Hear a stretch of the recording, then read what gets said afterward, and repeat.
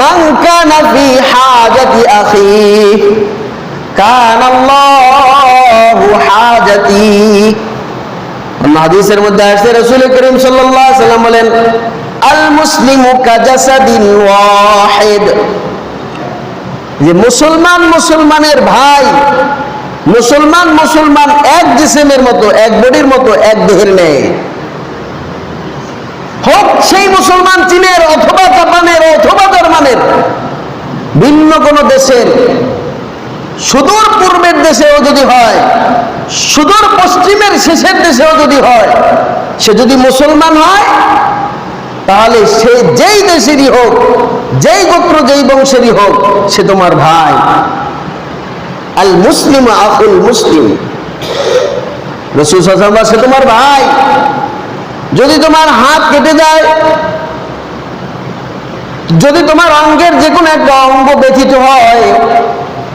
যেমন তোমার চোখ থেকে পানি আসে, দিল নরম হয়, খারাপ লাগে, তোমার কষ্ট লাগে, তোমার নিজের অঙ্গ ব্যথিত হলে যেমন তোমার চোখে পানি আসে, তোমার হাত পা কাটা গেলে যেমন তোমার কাছে খারাপ লাগে, কষ্ট লাগে, চীনের একটা মুসলমান, মায়ানমারের একটা মুসলমান, ইন্দোনেশিয়ার একটা মুসলমান যদি ব্যথিত হয়, ওই মুসলমানের ব্যথায় প্রতিটা মুসলমানের দিলের ভিতরে ব্যথা অনুভব করা, এটা মুসলমানের বৈশিষ্ট্য, এটা মুসলমানের তাকাজা। মান কানা ফি হাজাতি আখি, এরকম তোমার কোনো ভাইয়ের যদি জরুরত হয়, মুসলমান কোনো ভাই যদি অভাবী হয়,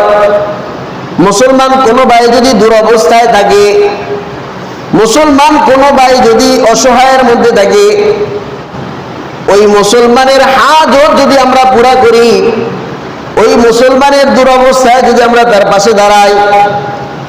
তো আল্লাহ রাসূল সাল্লাল্লাহু আলাইহি ওয়াসাল্লাম বলে, কানাল্লাহু ফি হাজাতি,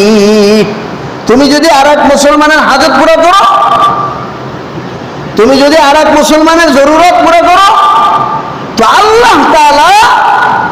বলে যে তোমার জরুরত আল্লাহ পুরা করে দিবে। সুবহানাল্লাহ, তোমার জরুরত আল্লাহ পুরা করে দিবে।